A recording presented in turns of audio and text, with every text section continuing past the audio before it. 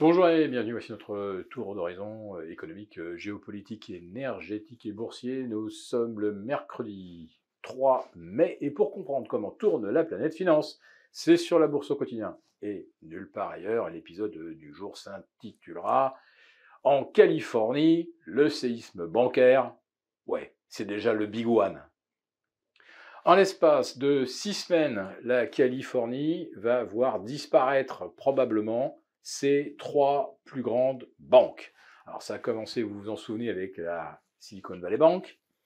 Ça c'est on a ensuite enchaîné avec First Republic, qui est également une banque californienne. Et voilà que mardi soir, les transactions ont dû être stoppées sur PacWest, c'est-à-dire Pacific West, autre banque californienne. Je crois que c'est la 40e du classement en termes de conservation. Et par la taille, je pense que c'est effectivement une des 4 ou 5 premières de l'État. Et je pourrais même rajouter que Wells Fargo est également une banque californienne qu'il va falloir maintenant surveiller de près. En tout cas, 3 banques majeures de la Californie qui vont au tapis à 6 semaines d'intervalle, et les marchés disent que non, tout est sous contrôle, tout va bien.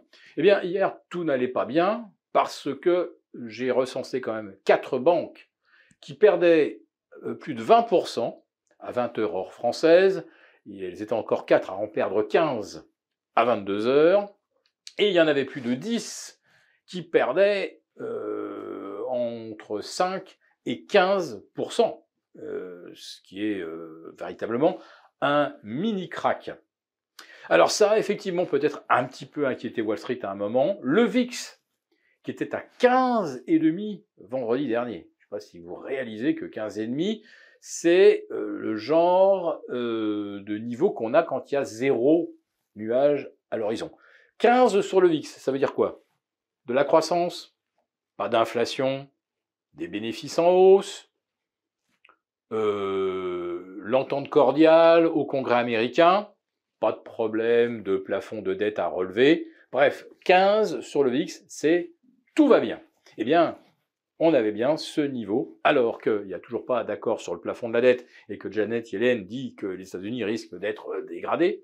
On a des révisions à la baisse sur les bénéfices, et ça, c'est tout à fait normal. On a une récession déjà profonde, voire gravissime, dans le secteur immobilier, et notamment l'immobilier commercial.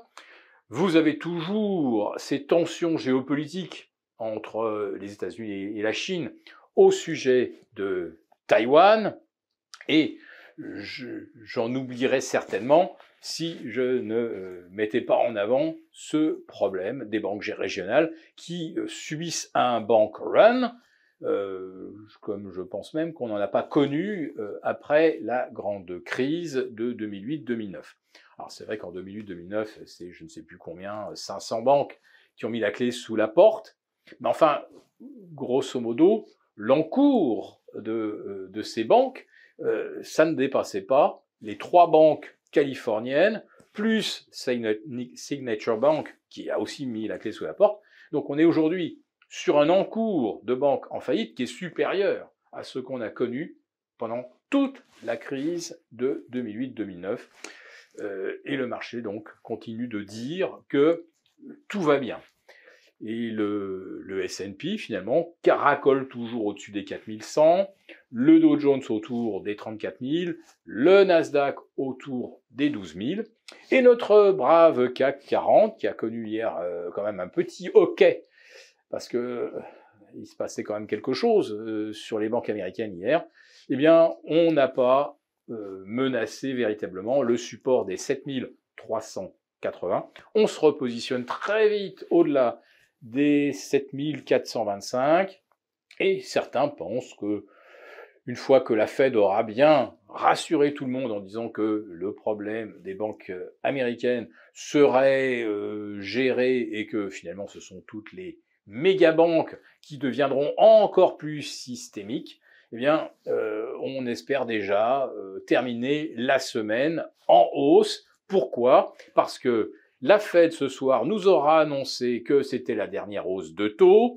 que la BCE montera ses taux demain de 50 points, ce qui est déjà dans les cours. Bref, ce que j'entends déjà, la petite musique que j'entends, c'est que les banques centrales vont nous faire plaisir et que le VIX devrait théoriquement retomber rapidement après sa petite incursion vers les 19. Voilà.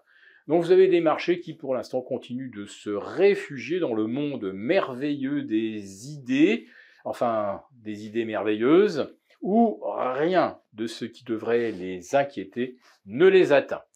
Voilà. On verra bien avec le communiqué de la Fed ce soir si les marchés ont eu raison de rêver. Si cette vidéo vous a plu, n'hésitez pas à nous mettre un pouce.